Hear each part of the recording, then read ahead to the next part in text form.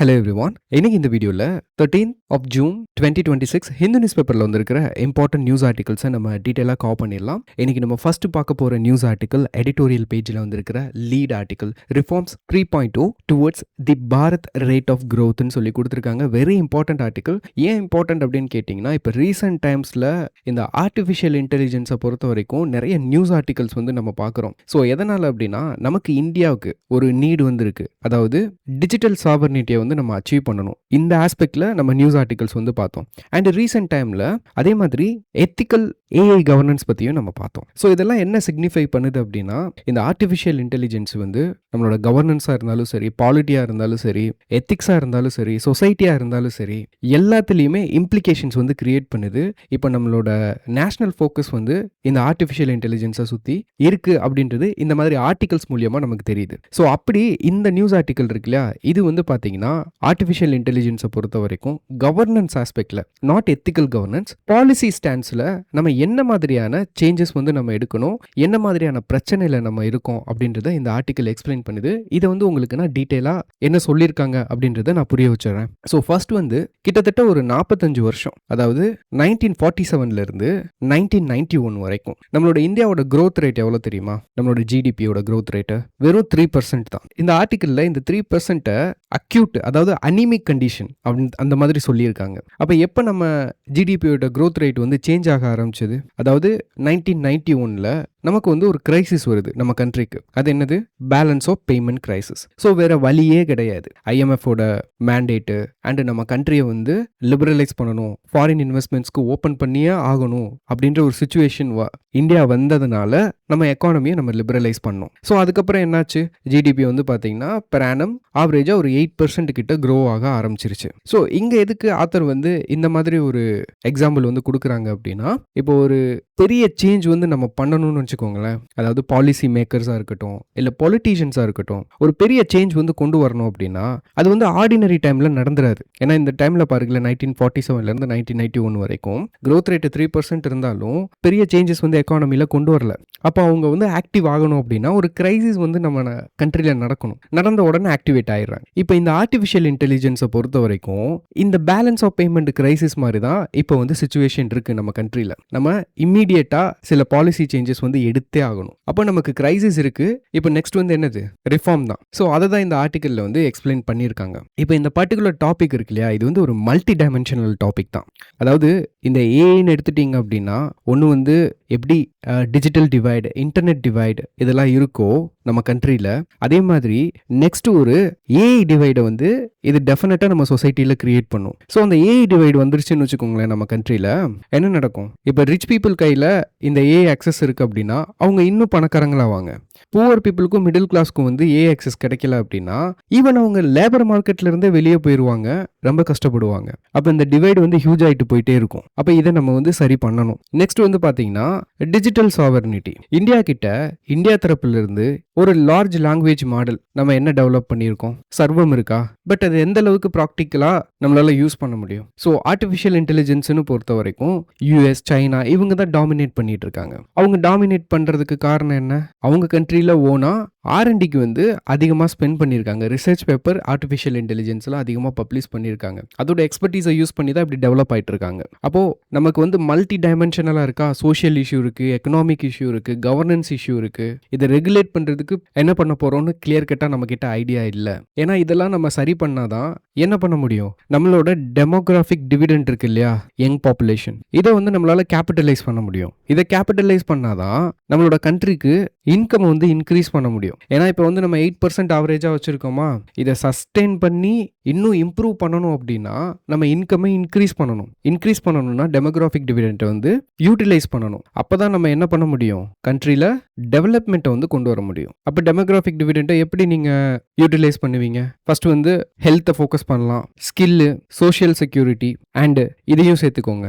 AI access இது வந்து essential இப்போ ஆர்டிஃபிஷியல் இன்டெலிஜென்ஸை அக்சஸ் பண்ணுறது. அப்போ நம்ம கண்ட்ரியில் என்ன ப்ராப்ளம் இருக்குது ஏஐ அக்சஸ் பண்ணுறதுக்கு? ஸோ லார்ஜ் லாங்குவேஜ் மாடலை பொறுத்த வரைக்கும் நம்ம வந்து ஜெமினியாக இருக்கட்டும், சாட் ஜிபிடி, டீப் சீக்கு, கோபைலட் இந்த மாதிரி சொல்லிட்டே போகலாம். பட் இதெல்லாம் அக்சஸ் பண்ணுறதுக்கு நம்ம வந்து என்ன பண்ண ஆகணும்? ப்ரீமியம் வந்து பே பண்ணணும். இப்போ நீங்கள் ஒரு ப்ளஸ் சப்ஸ்கிரிப்ஷனோ இல்லை ப்ரோ சப்ஸ்கிரிப்ஷனோ நீங்கள் எடுத்திருந்தீங்க அப்படின்னா உங்களுக்கான டோக்கன் இருக்கு இல்லையா, இந்த ஏஐ அக்சஸ் பண்ணுறதுக்கான டோக்கன் இதோட அளவு வந்து இன்க்ரீஸ் பண்ணிடுவாங்க. பட் இதுக்கு வந்து இந்த ப்ரீமியம்க்கு வந்து நம்ம என்ன பண்ணி ஆகணும்? பே பண்ணி ஆகணும். பட் இந்தியாவில் எல்லாராலையும் பே பண்ண முடியுமா? அஃபோர்ட் பண்ண முடிஞ்சவங்களால மட்டும்தான் பே பண்ண முடியும், எல்லாராலையும் பே பண்ண முடியாது. அண்ட் நம்ம கவர்மெண்ட் வந்து ஃப்ரீயாக கொடுக்கலாம். ஆனால் ஃப்ரீயாக கொடுக்கணும் அப்படின்னா நம்மக்கிட்ட ஓனா இந்த மாதிரி ஏதாவது லார்ஜ் லாங்குவேஜ் மாடல் இருக்கா? கம்ப்யூட்டிங் கெப்பாசிட்டி இருக்கா? கிடையாது. லாங்குவேஜ் மாடல்ஸும் இல்லை. ஸோ கம்ப்யூட்டிங் கெப்பாசிட்டியை பொறுத்த வரைக்கும் இந்த ஆர்டிஃபிஷியல் இன்டெலிஜென்ஸ் மார்க்கெட்டில் 80% யார் டாமினேட் பண்ணுறா?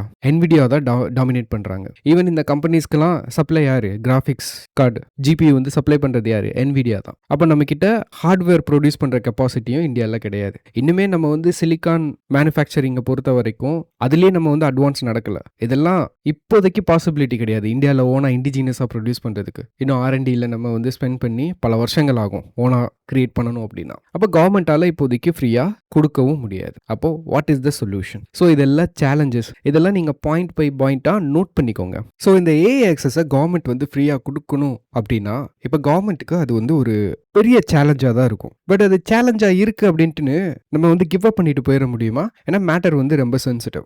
அப்போ நமக்கு இங்கே வந்து பார்த்தீங்கன்னா ஒரு கான்ஃபிடென்ஸ் வந்து வேணும். ஸோ இந்தியா இதே மாதிரியான சில வெரி சேலஞ்சிங்கான சிச்சுவேஷனை ஓவர் கம் பண்ணியிருக்காங்க. சில டெவலப்டு கண்ட்ரிஸ் வந்து அவங்களால இன்னுமே இந்தியா அச்சீவ் பண்ண சில விஷயங்களை அவங்களால பண்ண முடியல. அது என்னன்னு கேட்டிங்கன்னா digital public infrastructure. For example இதில் ஆதார் எடுத்துக்கோங்க. கிட்டத்தட்ட 1.38 பில்லியன் பீப்புளுக்கு பயோமெட்ரிக் ஐடியை வந்து நம்ம கலெக்ட் பண்ணியிருக்கோம். வேர்ல்டுலேயே த லார்ஜஸ்ட் பயோமெட்ரிக் என்ரோல்மெண்ட் வந்து இதுதான். ஸோ இதுவே நம்ம வந்து என்ன பண்ணியிருக்கோம்? சக்ஸஸ்ஃபுல்லாக பண்ணி முடிச்சிருக்கோம்ல நம்ம கண்ட்ரியில். அதே மாதிரி UPI எடுத்துக்கோங்க. கிட்டத்தட்ட ஒரு வருஷத்துக்கு 250 பில்லியன் டிரான்சாக்ஷன் வந்து நடக்குது இந்தியாவில். கிட்டத்தட்ட இதோட எக்கனாமிக் வேல்யூ $3.4 ட்ரில்லியன். அதாவது வேர்ல்டுல நடக்குது இல்லையா டிஜிட்டல் டிரான்சாக்ஷன், அதில் 50% வந்து இந்தியாவில் தான் நடக்குது. And next Jio. ஸோ 2016 வந்தது. ஸோ வந்ததுலேருந்து கிட்டத்தட்ட 100 மில்லியன் சப்ஸ்கிரைபர்ஸை வந்து வெறும் 5 மந்த்ஸில் வந்து அச்சீவ் பண்ணாங்க. இதோட விளைவு என்ன? மொபைல் டேட்டா வந்து பார்த்தீங்கன்னா ரொம்ப சீஃபாக போயிருச்சு. கிட்டத்தட்ட ஆல்மோஸ்ட் இப்போ வந்து ஃப்ரீ கணக்கில் தான் per GB வந்து பார்த்தீங்கன்னா வேர்ல்டில் அதர் கண்ட்ரியோட நம்ம கம்பேர் பண்ணுறப்போ ரொம்ப கம்மியாக நமக்கு கிடைக்குது. இதெல்லாம் வந்து பார்த்தீங்கன்னா ஒரு பெரிய அச்சீவ்மெண்ட்டு. ஈவன் சில டெவலப்டு கண்ட்ரிஸாலேயே இதை அச்சீவ் பண்ண முடியாது. நம்ம பண்ணியிருக்கோம் இல்லையா? அப்போ இதுதான் வந்து நமக்கு எவிடன்ஸ். நம்மளால் பேமெண்ட்ஸில், டேட்டாவில், ஐடென்டிட்டி அண்ட் ஆத்தென்டிகேஷனில் இந்த மாதிரியான ஒரு பெரிய அச்சீவ்மெண்ட்டை பண்ணுறப்போ ஏன் நம்மளால் ஏஐ கம்ப்யூட் அண்ட் டோக்கன்ஸ்லையும் நம்மளால் பண்ண முடியாது? பண்ண முடியும். அப்போ இங்கே வந்து நமக்கு இன்னொரு கொஸ்டின் வந்து கேட்கணும். நெக்ஸ்ட் கொஸ்டின் நமக்கு என்ன வரும் அப்படின்னா, சரி நம்மளால் டோக்கன் ஆக்சஸ் கொடுக்க முடியும் அப்படின்னா அதுக்கான காஸ்ட் இருக்குது பார்த்தீங்களா? அந்த காஸ்ட்டுக்கு நம்ம எங்கே போகிறது? நம்ம கவர்மெண்ட்டுக்கு. அப்போ புதுசாக டேக்ஸ் போடணுமா? இல்லை ஆல்ரெடி நம்ம கவர்மெண்ட் பண்ணிட்டு இருக்கிற ஸ்பெண்டிங்கை வந்து நம்ம குறைக்கணுமா? இந்த மாதிரி சில கொஸ்டின்ஸ் எல்லாம் வரும். இந்தியாவை பொறுத்த வரைக்கும் பார்த்தீங்கன்னா நம்மளோட ரிசர்ச் அண்ட் டெவலப்மெண்ட் இருக்கு இல்லையா, R&D, கண்ட்ரியோட R&D. ஸோ இதுக்கு வந்து எவ்வளோ ஸ்பெண்ட் பண்ணுறாங்கன்னா கிட்டத்தட்ட நம்மளோட GDPயில் 0.65% தான் R&Dக்கு வந்து ஸ்பெண்ட் பண்ணுறோம். இதே இது சைனா எடுத்துட்டிங்கன்னா அவங்களோட GDPயில் 2.4% வந்து இன்வெஸ்ட் பண்ணுறாங்க. US எடுத்துட்டிங்க அப்படின்னா 3.5% வந்து இன்வெஸ்ட் பண்ணுறாங்க. சவுத் கொரியா வந்து 4.9% வந்து இன்வெஸ்ட் பண்ணுறாங்க. இஸ்ரேல் 5.4% வந்து இன்வெஸ்ட் பண்ணுறாங்க. ஸோ ஒரு விஷயம் நல்லா தெரியுது நமக்கு, நம்மளோட R&D ஸ்பெண்டிங் இருக்கு இல்லையா, அதை வந்து நம்ம இன்க்ரீஸ் பண்ணி ஆகணும் அப்படின்றது தெரியுது. மற்ற கண்ட்ரிஸோட கம்பேர் பண்ணுறப்போ நம்ம ரொம்ப கம்மியாக தான் ஸ்பெண்ட் பண்ணிட்டு இருக்கோம். பட் இந்த ஆர்டிக்கிளோட ஐடியா என்ன அப்படின்னா, நீங்கள் இதுக்கு ஒதுக்குறீங்க இல்லையா, இந்த பட்ஜெட்குள்ளேயே நம்மளால பண்ண முடியும். அதுக்கான வழியும் இருக்கு. ஸோ அது எப்படின்னா, இப்போ ஆல்ரெடி இந்தியா ஸ்பெண்ட் பண்ணிட்டு இருக்காங்க இல்லையா, கிட்டத்தட்ட 49 பில்லியன் நம்ம வந்து எதுக்காக ஸ்பெண்ட் பண்ணுறோம் அப்படின்னா சப்சிடிஸ்க்காக. ஃபுட் சப்சிடி, ஃபர்டிலைசர், ஃபியூல், இந்த மாதிரி இதுக்கெல்லாம் நம்ம கவர்மெண்ட் வந்து ஸ்பெண்ட் பண்ணிட்டு இருக்காங்க. இதே மாதிரி ஏஐக்கும் நம்ம வந்து சப்சிடி கொடுக்கலாம். ஆனால் சப்சிடி வந்து நீங்கள் புதுசாக கொடுக்கணுமா அப்படின்னு கேட்டிங்கன்னா, அதுக்குன்னு நம்ம ரிசோர்ஸ் வந்து தனியாக மொபைலைஸ் பண்ணணுமான்னு கேட்டிங்கன்னா வேண்டாம். அண்ட் இப்போதைக்கு எல்லாருக்கும் அக்சஸ் கொடுக்க முடியாட்டினாலும் ஃபர்ஸ்ட் வந்து இந்தியாவோட டாப் 100 எஜுகேஷனல் இன்ஸ்டிடியூஷன்ஸ் இருக்காங்க இல்லையா, ஸோ அவங்களுக்கு வந்து நம்ம என்ன பண்ணலாம் பண்ணலாம், சப்சிடிஸ் கொடுக்கலாம். கிட்டத்தட்ட ஒரு 5000 ஸ்கூல்ஸ்க்கு வந்து நம்மளால கொடுக்கறதுக்கு ரெடி பண்ண முடியும். ஸோ அப்போ கிட்டத்தட்ட வந்து பார்த்தீங்கன்னா நமக்கு எவ்வளோ தேவைப்படும் அப்படின்னா பெர் இயருக்கு வந்து ஒரு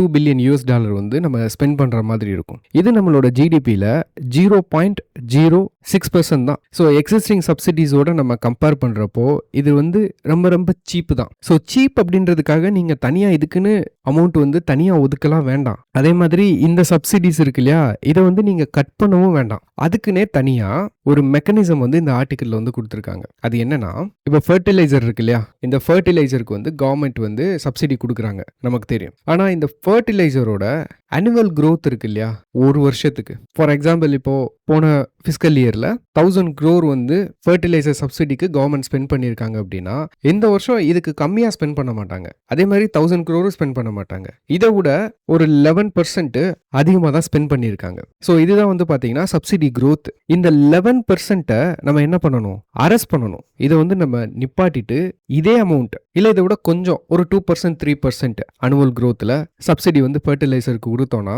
அதிலிருந்து நம்ம கட் பண்ணுற அந்த காஸ்ட் இருக்குது பார்த்தீங்களா, அந்த காஸ்ட்டை நம்மளால ஈஸியாக ஏஆக்சஸ்க்கு ஸ்பெண்ட் பண்ண முடியும். ஸோ இது வந்து ஃபர்ஸ்ட் மாடல். செகண்ட் வந்து பார்த்தீங்கன்னா பப்ளிக் பிரைவேட் பார்ட்னர்ஷிப் வித் ஹைப்பர்ஸ்கேலர்ஸ். ஹைப்பர்ஸ்கேலர்ஸ்னா யாருன்னா பெரிய பெரிய companies, AWS, Google, Microsoft. So இந்த மாதிரி கம்பெனிஸோட நம்ம என்ன பண்ணலாம்னா அவங்களுக்கு தேவையான land, power சப்சிடிஸு, data sovereignty assurance இதெல்லாம் நம்ம கொடுத்தோம்னா இன் ரிட்டர்ன் அவங்க வந்து நமக்கு ஃப்ரீ இன்ஃபரன்ஸ் கெப்பாசிட்டி வந்து நமக்கு ப்ரொடியூஸ் பண்ணலாம். அப்போ இங்கே வந்து கவர்மெண்ட் வந்து பெருசாக வந்து பார்த்தீங்கன்னா காசு ஸ்பெண்ட் பண்ணணும்னு அவசியம் கிடையாது. ஸோ லேண்டு, பவர் சப்சிடி கொடுத்துட்டாங்க அப்படின்னா இன் ரிட்டர்ன் நமக்கு வந்து பார்த்தீங்கன்னா கேஷ் ஸ்பெண்ட் பண்ணாமல், பணம் ஸ்பெண்ட் பண்ணாமல் நமக்கு வந்து இதை லீவரேஜ் பண்ண முடியும் இந்த டெக்னாலஜியை. சரி, இங்கே வந்து இந்த ஆத்தர் சொல்கிறத நீங்கள் வந்து கொஞ்சம் தெளிவாக புரிஞ்சுக்கோங்க. இது வந்து பார்த்தீங்கன்னா டிஜிட்டல் டிப்ளாமசிக்கு கீழே வரும். ஏன்னா பல வருஷமாக இந்தியாவில் நம்ம வந்து இதை பேசிகிட்டு இருக்கோம். ஏன்னா இந்தியாவில் வந்து பார்த்தீங்கன்னா இந்த பெரிய கம்பெனி இந்தியாவுக்கு வரணும்னா என்ன பெனிஃபிட் அவங்களுக்கு. ஸோ 1.4 பில்லியன் பீப்புள் வந்து இருக்காங்க. இது வந்து அவங்களுக்கான ரிசோர்ஸ். அப்போ இதை லேவரேஜாக வச்சு நம்ம பெரிய கம்பெனிஸை வந்து இந்தியாவுக்குள்ளே கூட்டு வரலாம். ஸோ அதுதான் டிஜிட்டல் டிப்ளாமசி. அதையும் ஞாபகம் வச்சுக்கோங்க. அண்ட் நெக்ஸ்ட் வந்து பார்த்தீங்கன்னா அந்த ஜியோ நம்ம மேட்டர் சொன்னோம் இல்லையா. ஸோ ஜியோவை பொறுத்த வரைக்கும் கவர்மெண்ட் வந்து டைரெக்டாக ஜியோக்கு வந்து எந்த விதமான பண உதவியும் பண்ணலை. பட் கவர்மெண்ட் என்ன பண்ணாங்க, ஜியோ சக்ஸஸ் ஆகிறதுக்கு ஃபேவரபிளான என்விரான்மெண்ட் வந்து பண்ணி கொடுத்தாங்க. ஸ்பெக்ட்ரம் ஆக்ஷனாக இருக்கட்டும், நெட் நியூட்ரலிட்டி ரூல்ஸாக இருக்கட்டும், இன்ஃப்ராஸ்ட்ரக்சர் ஷேரிங்காக இருக்கட்டும். ஸோ இதெல்லாம் பண்ண போய் தான் ஜியோ வந்து என்ன பண்ணாங்க, சக்ஸஸ்ஃபுல் ஆனாங்க. டைரெக்டாக காசு கொடுக்காட்டினாலும், சப்சிடி கொடுக்காட்டினாலும். ஸோ $3 per GB இருந்தது. வித்தின் 3 இயர்ஸில் 10 சென்ட்ஸுக்கு கீழே போச்சு. 10 ரூபாய்க்கும் கீழே வந்து நம்ம ஸ்பெண்ட் பண்ணுற மாதிரி கொண்டு வந்தாங்க. அதுக்கு காரணம் இதுதான். இதே மாதிரியான ஒரு என்விரான்மெண்ட், ரெகுலேட்டரி என்விரான்மெண்ட், எனபிளிங் என்விரான்மெண்ட்டை வந்து டைரக்ட் சப்சிடி கொடுக்காட்டினாலும் ஏஐ டோக்கனை நம்ம வாங்குறதுக்காக இந்த மாதிரி கம்பெனிஸை வந்து நம்ம எனபிள் பண்ணலாம். அண்ட் நெக்ஸ்ட் வந்து பார்த்தீங்கன்னா இதை நம்ம என்ஷூர் பண்ணாலும் நெக்ஸ்ட் வந்து சாவர்னிட்டி இஷ்யூ வந்து வரும். Digital sovereignty issue. நம்ம இந்தியாவுக்குன்னு ஒரு ஹோஸ்டிங் மாடல் வந்து நம்ம கிட்ட கிடையாது. இந்தியா கிட்ட வந்து பார்த்தீங்கன்னா நம்ம என்ன பண்ணக்கூடாது, வெறும் ஏபிஐ மட்டும் டிபெண்ட் பண்ணி இருக்கக்கூடாது. இப்போ ஏபிஐனா என்னன்னா, இப்போ ChatGPT இருக்குன்னு வச்சுக்கோங்க. இதை நம்ம அக்சஸ் பண்ணணும் அப்படின்னா இதிலிருந்து ஒரு ப்ராடக்ட், நம்ம ஏஐ பேஸ்டு ப்ராடக்ட் டெவலப் பண்ணணும் அப்படின்னா இவங்க வந்து ஏபிஐ கொடுப்பாங்க. இந்த ஏபிஐ மூலமாக தான் இந்த சர்வரில் இருக்கிற இந்த ஏஐ வந்து நம்மளால் அக்சஸ் பண்ண முடியும். ஸோ இந்த ஏபிஐ டோக்கனை யூஸ் பண்ணி தான் நம்மளால் என்ன பண்ண முடியும், ப்ராடக்ட்ஸ் வந்து டெவலப் பண்ண முடியும். ஏஐ பேஸ்டு ப்ராடக்ட்ஸ் வந்து டெவலப் பண்ண முடியும். ஏன்னா இது எல்லாமே யூஎஸ் கம்பெனி, சைனீஸ் கம்பெனி இவங்களா தான் இருக்காங்க. இந்த சர்வர் ஃபார்ம்ஸும் எங்கே இருக்குது, அந்தந்த கண்ட்ரியில் தான் இருக்குது. ஸோ ஏபிஐ மூலமாக தான் நம்மளால் அக்சஸ் பண்ண முடியும். அப்போ நமக்குன்னு டொமஸ்டிக்காக ஒரு மாடல் வந்து தேவை. லைக் குவென், டீப்சீக்கு எல்லாமே மாதிரியான ஒரு ஓப்பன் சோர்ஸ் மாடல்ஸ் வந்து நமக்கு தேவை. ஸோ அப்படி கொண்டு வந்துட்டோம் அப்படின்னா நமக்கு என்னென்ன பிரச்சனைலாம் சால்வ் ஆகும். ஏன்னா இது வந்து ஒரு சேலஞ்சு தான் இந்தியாவுக்கு. நம்மக்கிட்ட லோக்கல் மாடல்ஸ் வந்து இல்லை. அப்போ நமக்கு ஃபஸ்ட்டு சாவர்னிட்டி பிரச்சனை வந்து சால்வ் ஆகிறதுக்கு வாய்ப்பு இருக்குது. அண்ட் இன்னொன்று வந்து இந்தியாவில் லோ காஸ்ட்டில் ஏஐ ஆக்சஸ் வந்து நமக்கு கிடைக்கும். லைக் வந்து பார்த்தீங்கன்னா இப்போ இந்த டோக்கன் மாடல் இருக்கு இல்லையா, ஏஐ ஆக்சஸ் பண்ணணும்னா நீங்கள் டோக்கன் கட்டணும். உங்களுக்கு டோக்கன் வந்து டிடெக்ட் பண்ணுவாங்க. இது வந்து அந்த கம்பெனிக்கு ரெவென்யூ இன்க்ரீஸ் பண்ணுறதுக்காக செட்டப் பண்ணப்பட்ட ஒரு மாடல். பட் நம்ம இந்தியாவிலேயே ஓனாக நம்ம டெவலப் பண்ணிட்டோம்னு வச்சுக்கோங்களேன், இந்த மாதிரி டோக்கன் மாடலுக்குலாம் நம்ம போக வேண்டாம். நீ பே பண்ணிவிட்டு நீ எவ்வளோ வேணாலும் அக்சஸ் பண்ணிக்கோ, அந்த மாடலுக்கு போகலாம். டோக்கன் போட்டு நம்ம லிமிட் பண்ண வேண்டாம். ஓகே. அதே மாதிரி இன்னொன்று வந்து பார்த்தீங்கன்னா இந்தியாவில் நிறைய லாங்குவேஜ் இருக்குது. ஸோ அதுக்கேற்ற மாதிரி நம்ம கஸ்டமைஸும் பண்ணிக்கலாம். அதே மாதிரி டிரான்ஸ்பேரன்சியும் நம்மளால என்ஷூர் பண்ண முடியும். ஏன்னா ஆல்ரெடி நம்ம டிஸ்கஸ் பண்ணியிருக்கோம், ஓப்பன் மாடல்ஸை பொறுத்த வரைக்கும் ஓப்பன் வெயிட் மாடல்ஸ் என்ன, ஓப்பன் சோர்ஸ்னா என்ன, க்ளோஸ்டு மாடல்ஸ்னா என்ன, ஏஐ பொறுத்த வரைக்கும் நம்ம பண்ணியிருக்கோம். ஸோ டிரான்ஸ்பெரன்சியை பொறுத்த வரைக்கும் ஆடிட்டபிள் வெயிட்ஸை நம்மளால என்ஷூர் பண்ண முடியும் இந்தியாவில். ஓகே, ஸோ இது வந்து பார்த்தீங்கன்னா இந்த ஆர்டிக்கிளில் கொடுத்துருக்கிற சேலஞ்சஸ் அண்ட் அதுக்கான சொல்யூஷன்ஸ் ஸோ டீட்டெயிலாக இருக்குது. ஸோ இதுக்கு வந்து பொறுத்த வரைக்கும் நீங்கள் கம்ப்ளீட்டாக உங்களுக்கு அண்டர்ஸ்டாண்டிங் தான் முக்கியம். ஏன்னா யூபிஎஸ்சி எக்ஸாமை பொறுத்த வரைக்கும் உங்களுக்கு ஃபேக்சுவல் இன்ஃபர்மேஷனை வந்து லைக் டைரெக்டாக கேட்டு அதை டெஸ்ட் பண்ண மாட்டாங்க. எந்த அளவுக்கு நீங்கள் கான்செப்சுவல் கிளாரிட்டியோட ஒரு இஷ்யூவை புரிஞ்சு வச்சிருக்கீங்க அப்படின்றத டெஸ்ட் பண்ணுவாங்க. ஸோ இந்த இஷ்யூவை பொறுத்த வரைக்கும் நல்லா அண்டர்ஸ்டாண்ட் பண்ணிக்கோங்க. இது உங்களோட பெர்ஸ்பெக்டிவ் சேஞ்ச் பண்ணும், உங்களோட பர்சோனாவை சேஞ்ச் பண்ணும். இதெல்லாம் உங்கள் ஆன்சரில் தெரியும். Okay, that's it for this news article. And நம்ம பார்க்க போகிற next news article, why artificial wisdom is the biggest AI ரிஸ்க்னு கொடுத்துருக்காங்க. சரி, யூபிஎஸ்சி மெயின்ஸில் உங்களுக்கு ஆர்டிஃபிஷியல் இன்டெலிஜென்ஸோட ரிஸ்க்கை பற்றி ஒரு அனாலிசிஸ் டைப் ஆஃப் கொஸ்டின் கேட்டிருக்காங்க அப்படின்னா this is going to be your answer. ஏன்னா இந்த ஆர்டிக்கிளோட என்டையர் அனாலிசிஸுமே ஒரு பட்சமாக கிடையாது. ஏன்னா சில பேர் வந்து ஆர்டிஃபிஷியல் இன்டெலிஜென்ஸோட ரிஸ்க்கை வந்து ஓவர் ஹைப் பண்ணுவாங்க, இல்லை அதை நெகட்டிவ் ஆஸ்பெக்ட் மட்டுமே பார்ப்பாங்க. ஒரு சில பேர் வந்து பார்த்தீங்கன்னா ரொம்ப லிபரலைஸாக அப்ரோச் பண்ணுவாங்க, இந்த ரிஸ்க்லாம் அவ்வளோ பெருசாக இல்லை அப்படின்ட்டுன்னு. பட் இந்த ஆர்டிக்கிளில் ரொம்ப ப்ராக்மேட்டிக்காக ரிஸ்க்கை டினையும் பண்ணாமல் ரிஸ்க்கை ஓவர் ஹைப்பும் பண்ணாமல் ஸோ நம்ம எப்படி ரைட்டான பெர்ஸ்பெக்டிவ்ல பார்க்கணுன்ற மாதிரி அனாலிசிஸ் வந்து பண்ணியிருக்காங்க. இப்போ நியூஸ் பேப்பரை ஓப்பன் பண்ணாலே நீங்கள் எந்த ஒரு எடிட்டோரியல் பேஜ் எடுத்துக்கோங்க. ஸோ என்ன ஆர்டிக்கிள் வந்து நம்ம ஆஃப்னா பார்க்குறோம் ஏஐ பொறுத்த வரைக்கும், இந்த ஆர்டிஃபிஷியல் இன்டெலிஜென்ஸு ஹியூமனிட்டியை என்ஹான்ஸ் பண்ணுதா, ஹியூமனிட்டிக்கு நல்லது பண்ணுதா, இல்லைனா ஹியூமனிட்டியை டெஸ்ட்ராய் பண்ணுதா? சரி, இதுக்கு முன்னாடி ஹியூமன்ஸ் வந்து கோ த்ரூ பண்ண டெக்னாலஜிக்கல் ரெவல்யூஷன்ஸாக இருக்கட்டும், ஸோ அந்த டெக்னாலஜிக்கல் ரெவல்யூஷன்ஸ் எல்லாமே நமக்கு ஆப்டிமிசமும் கொடுக்கும், அதே மாதிரி ஆன்சைட்டியும் கொடுத்துருக்கு. ஸோ ஆர்டிஃபிஷியல் இன்டெலிஜென்ஸை நம்ம ரெஸ்பான்சிபிலிட்டியோட லைக் எத்திக்கல் காட்லைட்ஸோட ப்ராப்பரான ரெகுலேஷன் மெக்கானிசம்ஸோட நம்ம டிப்ளாய் பண்ணோம் அப்படின்னா நமக்கு வந்து இது வந்து என்ஹான்ஸ் பண்ணுறதுக்கு தான் வாய்ப்பு இருக்கு. பட் இந்த என்ஹான்ஸ்மெண்ட்டுமே it comes with a risk. But இந்த ரிஸ்க்கை நம்ம எப்படி பார்க்குறோம் அப்படின்றது தான் மேட்டர். நீங்கள் எந்த ஒரு ஆஸ்பெக்ட் எடுத்துட்டாலும் நம்ம லைஃப்பில் ஒரு ரிஸ்க்கை நீங்கள் அப்படியே இந்த ரிஸ்க்குக்கான பொட்டன்ஷியல் இருக்குன்னு உடனே நீங்கள் வந்து அந்த ஆப்பர்ச்சுனிட்டியை கம்ப்ளீட்டாக எலிமினேட் பண்ணிட்டு போக மாட்டீங்க, போகவும் கூடாது அப்படி. ஏன்னா இந்த ஆர்டிஃபிஷியல் இன்டெலிஜென்ஸோட என்ஹான்ஸ்மெண்ட்டை பொறுத்த வரைக்கும், இதோட பெனிஃபிட்டை பொறுத்த வரைக்கும் இது வந்து ஒரு அன்எம்ப்ளாய்மெண்ட் கிரைசிஸை வந்து கொண்டு வரும்னு சொல்கிறாங்க இல்லையா, ஒரு ஹியூமனோட எக்ஸிஸ்டன்ஸ்க்கே வந்து த்ரெட் ஆகும் அப்படின்னு சொல்கிறாங்க இல்லையா, இந்த மாதிரி ஒரு பெயிண்ட் பண்ணுறாங்க இல்லையா. அப்போ இந்த ரிஸ்க் வந்து பார்த்தீங்க அப்படின்னா அந்த அளவுக்கு டேஞ்சரான ரிஸ்க் கிடையாது. இந்த ஆர்டிஃபிஷியல் இன்டெலிஜென்ஸோட ரெவல்யூஷனை ஏஐ ஏஜை நம்ம எஃபெக்டிவாக என்ன பண்ணணும், நேவிகேட் பண்ணணும். இந்த ரிஸ்கோட இம்பேக்ட் இதை நம்ம வந்து கன்சிடர் பண்ணணும். ஃபார் எக்ஸாம்பிள் எடுத்துட்டிங்கன்னா இது என்ன ஐடியானா, இப்போ நீங்கள் வந்து ஒரு மேரத்தான் ரன்னர்னு வச்சுக்கோங்க. ஸோ நீங்கள் வந்து ஓடுறீங்க. ஸோ நீங்கள் ட்ராக்ல ஓடுறப்போ அந்த நீங்கள் ஓடுறதுக்கான ரிசல்ட் இருக்கு பார்த்தீங்களா, ரெண்டு விதமாக இருக்கும். ஒன்று வந்து பார்த்தீங்கன்னா either you win or lose. நீங்கள் வந்து பார்ட்டிசிபேட் பண்ணுறதே உங்களுக்கு வந்து ஒரு வின்னு வச்சுக்கோங்க, philosophy, a little bit of philosophy. இன்னொன்று வந்து பார்த்தீங்கன்னா இன்ஜுரிஸ். லைக் நீங்கள் ஓடுறப்பவே பெரிய அளவுக்கு அடிபடாது, பட் இருந்தாலும் மைக்ரோ லெவலில் நம்மளோட பாடியில் நீஸில் ஜாயின்ஸில் ஸோ இங்கெல்லாம் வந்து டேர் அண்ட் வேர் வந்து நடக்கும். அதை நம்ம பாடி வந்து சரி பண்ணிடும். இப்போ இந்த மாதிரி இன்ஜூரிஸ் நடக்கும் அப்படின்றதுக்காக நீங்கள் ட்ராக்ல ஓடாமல் இருப்பீங்களா? ஏன்னா அந்த இன்ஜூரிஸ் வந்து பார்த்தீங்கன்னா இட்ஸ் மேனேஜபிள், ரெக்கவர் ஆகிடலாம், அதை வந்து என்ன பண்ணிடலாம், மிட்டிகேட் பண்ணிடலாம். இப்போ ஏஐ பொறுத்த வரைக்கும் இந்த மாதிரி தான் நம்ம பார்க்கணும்னு இந்த ஆர்டிக்கல் ஆத்தர் வந்து சொல்கிறாரு. அதோட இம்பாக்ட் அளவு எவ்வளோ, அப்படி அந்த இம்பாக்ட் நடக்குது அப்படின்னா அதை நம்மளால மிட்டிகேட் பண்ண முடியுமா? ஏன்னா நம்ம கண்ணை மூடிட்டு ஆர்டிஃபிஷியல் இன்டெலிஜென்ஸ் ரிஸ்க் இருக்கு அவ்வளோதான், அதை க்ளோஸ் பண்ணிருங்கன்னு சொல்ல முடியாது. அப்போ இங்கே என்ன தேவை அப்படின்னா நமக்கு வந்து we need to reduce the risk, not banning the artificial intelligence. அப்போ அந்த ரிஸ்க்கை வந்து நம்ம எவாலுவேட் பண்ணணும்ல. அப்போ எவ்வளவோ ரிஸ்க் இருந்தாலும் பர்டிகுலராக ஒரு 3 ரிஸ்க் வந்து நம்ம வந்து அட்டென்ஷன் கொடுக்கணும். அதில் ஃபர்ஸ்ட் ரிஸ்க் என்னன்னு கேட்டிங்கன்னா disruption of cognitive labour. So முந்தின காலத்துலலாம் ஒரு இன்வென்ஷன் வருதுன்னு வச்சுக்கோங்க, ஒரு மிஷினே நம்ம கண்டுபிடிக்கிறோம்னு வச்சுக்கோங்க. அந்த மிஷின் எதை ரிப்ளேஸ் பண்ணும், ஒரு ஹியூமன் பண்ணக்கூடிய ஃபிசிக்கல் டாஸ்க்கை தான் வந்து ரிப்ளேஸ் பண்ணும். பட் இப்போ இந்த ஆர்டிஃபிஷியல் இன்டெலிஜென்ஸ் வந்து பார்த்தீங்கன்னா ஹியூமனுக்குனே தனித்துவமாக நம்ம பார்த்துட்டு இருந்த கிரியேட்டிவ் ஒர்க், காக்னிட்டிவ் லேபர் இருக்கு இல்லையா, அதை இப்போ ரிப்ளேஸ் பண்ணுது. பட் இது வந்து ஒரு நெகட்டிவ் இம்பாக்ட் தான் வச்சுக்கோங்களேன். பட் அந்த இம்பாக்ட் எந்த அளவுக்கு இருக்கு, எல்லாரும் சொல்ற மாதிரி ஒரு மாஸ் அன்எம்ப்ளாய்மெண்ட்டை வந்து கொண்டு வருமான்னு கேட்டா டெஃபினட்டா கிடையாது. ஏன்னா இதுக்கு முன்னாடி ஸ்டீம் என்ஜின் வந்து கண்டுபிடிச்சு இண்டஸ்ட்ரியல் ரெவல்யூஷன் வந்து ஸ்டார்ட் ஆச்சு இல்லையா.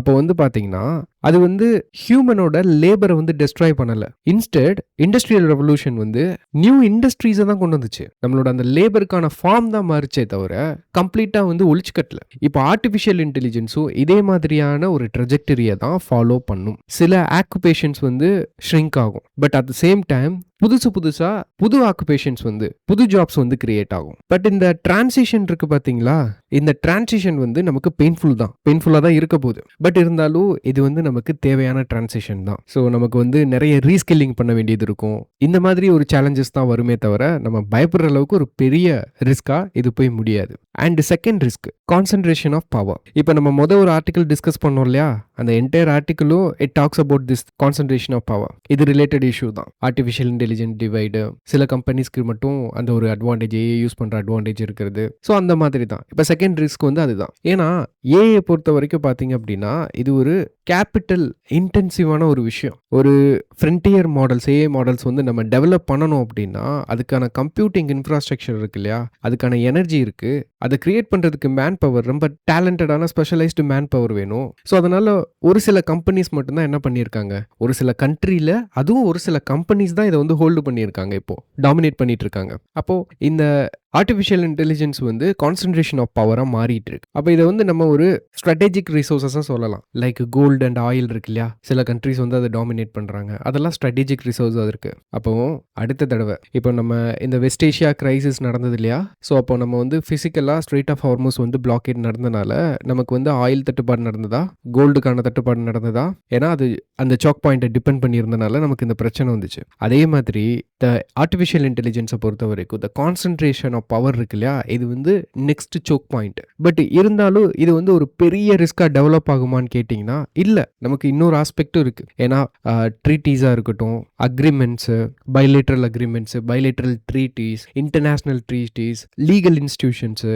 இதெல்லாம் எஸ்டாப்ளிஷ் ஆகும். ஆல்ரெடி இருக்கிறத இதுக்கு ஏற்ற மாதிரி லீவரேஜ் பண்ணுறப்போ இந்த ஒரு பிரச்சனையை வந்து நம்மளால் சரி பண்ண முடியும். And next third risk. இந்த தேர்ட் ரிஸ்க் வந்து ஏஐக்குன்னு யூனிக்கான ரிஸ்க். இப்போ நம்ம இதுக்கு முன்னாடி பார்த்ததெல்லாம் வந்து பார்த்தீங்கன்னா ஆல்ரெடி ஹிஸ்ட்ரியில் நமக்கு நடந்திருக்கு. ஸோ அதை வச்சு நம்ம அதோட இம்பாக்டை வந்து ஒரு மாதிரி கோப்பப் பண்ணிடலாம்னு சொல்லிடலாம். பட் தேர்ட் ரிஸ்க் வந்து அந்த மாதிரி கிடையாது. ஏன்னா இது ஏஐ மூலியமாக வர்ற ஒரு ரிஸ்க், ஒரு இம்பேக்ட். அதே மாதிரி இதை பற்றி நமக்கு ஃபுல் அண்டர்ஸ்டாண்டிங்கும் நமக்கு கிடையாது. ரொம்ப லெஸ்ஸாக தான் நம்ம அண்டர்ஸ்டுட் பண்ணியிருக்கோம். அது என்னன்னா artificial wisdom. So artificial intelligence வந்து தானாகவே ஜட்ஜ் பண்ண ஆரம்பிச்சிடும். அதுக்குன்னு விஸ்டம் வந்து டெவலப் ஆகிடும், கான்சியஸ்னஸ் வந்துடும் அப்படின்றது தான் இதுக்கு அர்த்தம். இது பட் இது வந்து ஒரு மிஸ்கன்செப்ஷனாக சொல்கிறாங்க. அது என்னன்னா ஏஐ வந்து நாலேஜ் வந்து ஜெனரேட் பண்ணும் அப்படின்ற ஐடியாவில் தான் இந்த கான்சியஸ்னஸ் இல்லை விஸ்டம் டெவலப் பண்ணும் அப்படின்ற ஒரு பெர்ஸ்பெக்டிவ்ல எல்லாருமே பார்க்குறாங்க. பட் அதுதான் தப்பு. ஏன்னா இப்போ வந்து இந்த ஆர்டிஃபிஷியல் இன்டெலிஜென்ஸை பொறுத்த வரைக்கும் இதால் நாலேஜ் வந்து ஜென்ரேட் பண்ண முடியாது. இது வந்து ஹியூமன் காக்னிஷனை இப்போதைக்கு ரிப்ளேஸ் பண்ண முடியாது. ஒரு ஏஐ சிஸ்டமை எப்படி ட்ரெயின் பண்ணுறாங்க அப்படின்றத ஃபஸ்ட்டு நம்ம தெரிஞ்சுக்கணும். நம்ம இதுக்கு முன்னாடி அந்த ஓப்பன் வெயிட் மாடல்ஸ் பற்றி நம்ம ஒரு இஷ்யூ டிஸ்கஸ் பண்ணோம் இல்லையா, அந்த வெயிட்ஸ் அப்படின்றது என்னது? வெயிட்ஸ் அப்படின்றது வந்து பார்த்தீங்கன்னா இட்ஸ் ஆக்சுவலி அ டேட்டா. இந்த டேட்டாவை யூஸ் பண்ணி தான் என்ன பண்ணுறாங்க, ஆர்டிஃபிஷியல் இன்டெலிஜென்ஸை டெவலப் பண்ணுறாங்க. அப்போ வேஸ்ட் அமௌண்ட் ஆஃப் டேட்டாவை யூஸ் பண்ணி தான் இதை வந்து ட்ரெயின் பண்ணுறப்போ இந்த ஏஐ என்ன பண்ணணும், ஆர்டிஃபிஷியல் இன்டெலிஜென்ஸு அதில் இருக்கிற பேட்டர்ன்ஸை பார்க்கும். அந்த டேட்டாவில் இருக்கிற பேட்டர்ன்ஸை பார்த்துட்டு ஸ்டாட்டிஸ்டிக்கல் ரிலேஷன்ஷிப் வந்து எஸ்டாப்ளிஷ் பண்ணும். அதை பேஸ் பண்ணி அந்த அல்கோரிதம் வந்து என்ன பண்ணும் அப்படின்னா, இப்போ நீங்கள் ஒரு இன்ஃபர்மேஷன் கொடுக்குறீங்க அப்படின்னு வச்சுக்கோங்க, ஒரு லெஸ் இன்ஃபர்மேஷன் கொடுக்குறீங்க, ஃபுல்லாக கம்ப்ளீட் ஆகாத இன்ஃபர்மேஷன்னா நெக்ஸ்ட்டு அந்த இன்ஃபர்மேஷனோட அந்த மிஸ்ஸிங் பீஸ் என்ன வரும் அப்படின்றத அதால் ப்ரெடிக்ட் பண்ண முடியும். இதுதான் ஏஐ பண்ண முடியும். லைக் ஹியூமன் மாதிரியே டெக்ஸ்ட் ஜென்ரேட் பண்ண முடியும், இன்ஃபர்மேஷனை சம்மரைஸ் பண்ண முடியும். ஸோ லாங்குவேஜ் பேஸ்டு டாஸ்க் எதாக இருந்தாலும் பண்ண முடியும். அப்போது இதோட டிஸ்டிங்ஷன் வந்து கிளியர் கட்டாக இருக்குது, அதோட ஃபண்டமெண்டல். ஸோ இங்கே வந்து நாலேஜ் இருக்கு இல்லையா, ஸோ நாலேஜும் இன்ஃபர்மேஷன் ப்ராசஸிங்கும் ரெண்டும் ஒன்று கிடையாது. நாலேஜ் வந்து வேற. நாலேஜை வந்து எஸ்டாப்ளிஷ் பண்ணணும் அப்படின்னா அது வந்து ஹியூமனால தான் முடியும். ஏன்னா ப்ராப்பரான கண்டெக்ஸ்ட் வேணும். அந்த நாலேஜ் எஸ்டாப்ளிஷ் பண்ணுறதுக்கு இன்ஃபர்மேஷன் இருந்தால் மட்டும் பத்தாது, கண்டெக்ஸ்ட் வேணும், ஜட்ஜ்மெண்ட் வேணும், எக்ஸ்பீரியன்ஸ் வேணும். ஒரு முடிவெடுக்கிறோன்னா அந்த முடிவோட கான்சிக்வன்சஸ் என்னன்னு தெரியணும் நமக்கு. அதுதான் நாலேஜ். அப்போ இந்த ஆர்டிஃபிஷியல் விஸ்டம் வந்து நமக்கு என்றைக்குமே ப்ராப்ளமாக இருக்க போகிறது இல்லை. பட் இந்த இன்ஃபர்மேஷன் ப்ராசஸிங் தான் நமக்கு ப்ராப்ளமாக இருக்க போகுது. ஏன்னா இப்போ இந்த இன்ஃபர்மேஷன் வந்து இது ஜென்ரேட் பண்ணுது இல்லையா, பீஸ் ஆஃப் டெக்ஸ்ட், அது வந்து ரொம்ப பர்சுவேசிவாக இருக்கிறதுக்கு வாய்ப்பு இருக்குது. ஏன்னா இப்போ இந்த டெக்னாலஜி இன்னும் அட்வான்ஸ் ஆச்சு அப்படின்னா ஆர்டிஃபிஷியல் இன்டெலிஜென்ஸ் தான் இந்த டெக்ஸ்ட்டை ஜென்ரேட் பண்ணிச்சு அப்படின்றத கண்டுபிடிக்க முடியாத ஒரு சிச்சுவேஷனுக்கு கூட நம்ம போகிறதுக்கு வாய்ப்பு இருக்குது. அந்த இன்ஃபர்மேஷன் ஜென்யூன் ஆனதா அப்படின்றத நம்மளால கண்டுபிடிக்க முடியாது. ஸோ இந்த மாதிரி சர்க்கம்ஸ்டான்சஸ்ல வந்து நம்மளால ஒரு ஃபேக்ட் ஃபேப்ரிகேட் பண்ணதா, ஏஐ ஜென்ரேட் பண்ணதா, இல்லை இது மிஸ்இன்ஃபர்மேஷனா, அன்எத்திக்கல் யூசஸ்க்காக யூஸ் பண்ண ஆரம்பிச்சிருவாங்க. ஸோ இதுதான் நம்மளோட சேலஞ்சு. அப்ப இங்க நமக்கு என்ன தேவைன்னா, இந்த ஆர்ட்டிஃபிஷியல் விஸ்டம்ல இந்த இன்ஃபர்மேஷன் ப்ராசஸிங் அப்படின்றது தான் ஒரு பிரச்சனை. அப்ப இதுக்கான சொல்யூஷன் வந்து வி நீட் ரெகுலேஷன்ஸ். இப்போ ஒரு ஃபார்மா இண்டஸ்ட்ரி இருக்குன்னு வச்சுக்கோங்க. ஃபார்மா வந்து என்ன பண்ணுவாங்க, மெடிசின் வந்து ட்ரக் வந்து ப்ரொடியூஸ் பண்ணுவாங்க. இப்போ அந்த ட்ரக் ப்ரொடக்ஷன்ல ஏதாவது ஒரு ப்ராப்ளம் வந்துச்சு அப்படின்னா, யார்கிட்ட கவர்மெண்ட் போய் கேட்பாங்க? யார் அக்கவுண்டபிள்? நம்மளால ஈஸியா ஐடென்டிஃபை பண்ண முடியும். பட் ஏஐ சிஸ்டம பொறுத்தவரைக்கும் ஏதாவது ஒரு ப்ராப்ளம் நடந்துச்சு அப்படின்னா, அக்கவுண்டபிள் யாரு? யார்கிட்ட போய் நம்ம கேட்க முடியும்? நீங்க தான் ரெஸ்பான்சிபிள் அப்படின்ட்டுன்னு. அப்ப நமக்கு கிளியரான ஒரு லயபிலிட்டி வேணும். அப்போ நமக்குன்னு ஒரு டெஃபினட்டான கவர்னன்ஸ் ஸ்ட்ரக்சர் வந்து வேணும். ஓகே. ஸோ அத தான் இந்த ஆர்டிக்கிள்ல வந்து எக்ஸ்பிளைன் பண்ணியிருக்காங்க. That's it.